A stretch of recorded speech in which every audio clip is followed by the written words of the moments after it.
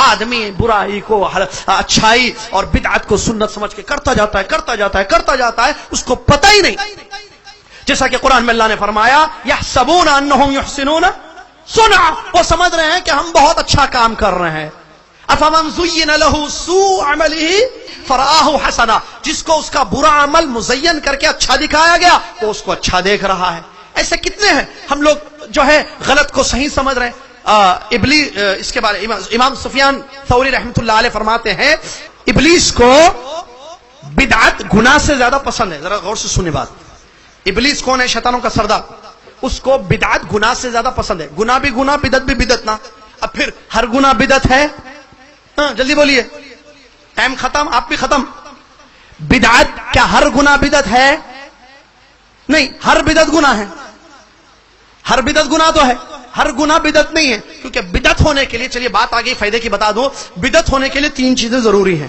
1 + 1 = 1 + 1 + 1 = 3. 3 چیزیں کوئی بھی عمل میں دیکھیں تو بول دینا یہ بدعت ہے. پکی حدیث سے دلیل ہے. نمبر 1 نیا کام رہنا، نمبر 2 دین کا رہنا، نمبر 3 دلیل نہ ہو. تینوں کی دلیل کیا ہے؟ یہ کہاں سے لے کر آئے آپ؟ نیا کام، من احدث، دلیل دین کا کام فی امرنا ھذا.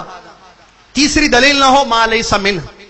ہمارے استاد فضیلۃ الشیخ محمد الجیزانی حفظہ اللہ نے کتاب لکھی ہے اصول البدع پر، قواعد معرفت البدع پر. انہوں نے اس میں بڑی اچھی بات یہ لکھی ہے 3 چیزیں عمل میں. نیا کام ہونا، نبی صلی اللہ علیہ وسلم نے نہیں کیا ہے، نبی صلی اللہ علیہ وسلم نے کرنے کی اجازت نہیں ہے، بعد والوں نے کیا ہے اس کو. نیا کام ہوا نہیں ہوا.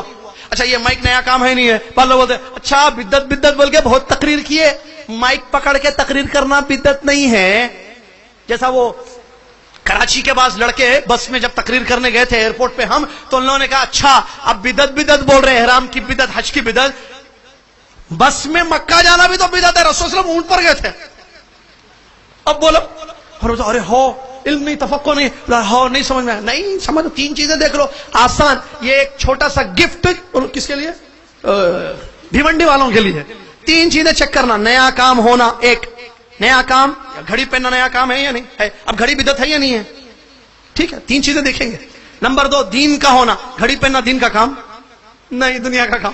گاڑی چلانا، بس میں جانا، مائک پہ تقریر کرنا، یہ دنیا کا کام ہے. دین کا کام ہونا نمبر 2. نمبر 3 دلیل نہ ہو اس کی.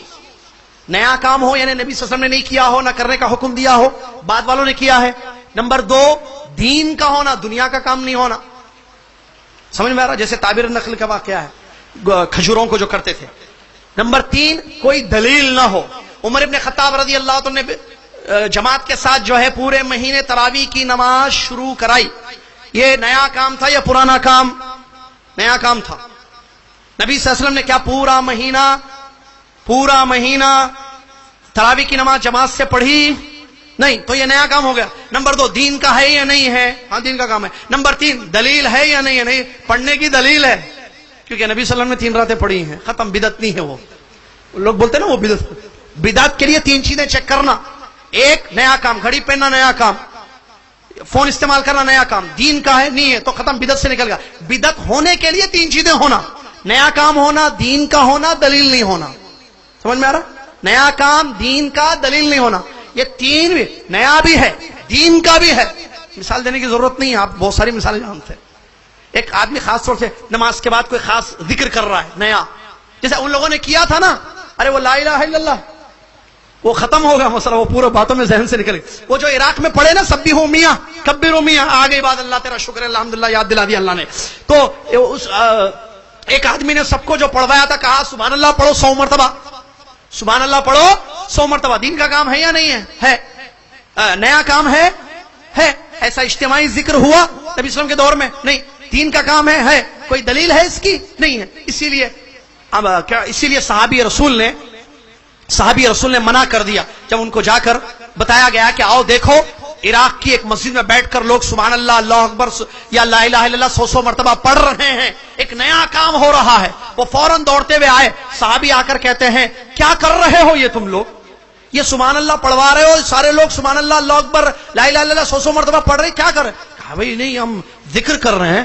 ما اردنا الا الخیر، ہم خیر چاہتے ہیں. من یرید اللہ بہ خیرا یفقہہ فی الدین، فقہ فی الدین نہیں ہے یہ، ہم خیر چاہتے ہیں. اے ابو عبداللہ تو حضرت صحابی رسول نے فرمایا کہ کم من مرید للخیر لم یصبہ، کتنے ہی خیر چاہنے والوں کو خیر ملتا نہیں ہے. تم چاہتے ہو خیر لیکن اس میں خیر نہیں ہے، کیونکہ ابھی صحابہ کی زندگیاں ختم نہیں ہوئی، تم نے لوگوں میں ایک نئی بدعت کو شروع کر دیا. اور ایک روایت میں یہ آیا، انہوں نے کہا یا تو تم جو عمل کر رہے ہو یہ اجتماعی، ایک آدمی پڑھوا رہا ہے سارے لوگ پڑھ رہے، یا تو تمہارا عمل صحابہ سے بھی افضل ہو گیا، یا تو تم لوگوں کے لیے گمراہی کا دروازہ دکھا رہے ہو. وہ لوگ سمجھ گئے کہ دوسری چیز. اس کے بعد ان سب کو مسجد سے نکال دیا صحابی نے. کیا بات ہے؟ کیونکہ ان لوگوں نے دل میں ان کی نیت تھی اچھی کہ اللہ کا ذکر کرے، سبحان اللہ الحمدللہ پڑھنا حدیث میں آیا ہے، لیکن اجتماعی طور پر ایک آدمی پڑھا ہے سب پڑھنا اور 100 مرتبہ پڑھنا اس کی دلیل نہیں ہے، لہذا یہ عمل غلط ہوا.